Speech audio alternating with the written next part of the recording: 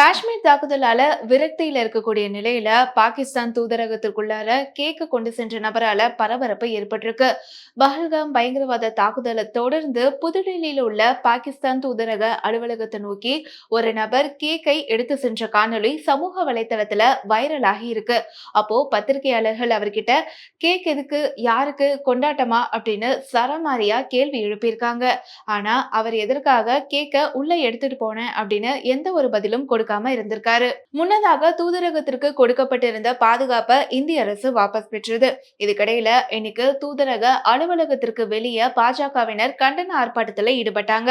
பஹல்காம் தாக்குதலுக்கு பதிலடி கொடுக்கக்கூடிய வகையில பாகிஸ்தான ராணுவ ரீதியாவும் ராஜதந்திர ரீதியாவும் பழிவாங்க இந்தியா திட்டமிட்டிருக்கு. இதனுடைய ஒரு பகுதியாக நேற்றைய தினம் இந்தியாவில் இருக்கக்கூடிய பாகிஸ்தானியர்கள் 48 மணி நேரத்துல இந்தியாவை விட்டு வெளியேற உத்தரவு பிறப்பிக்கப்பட்டிருக்கு.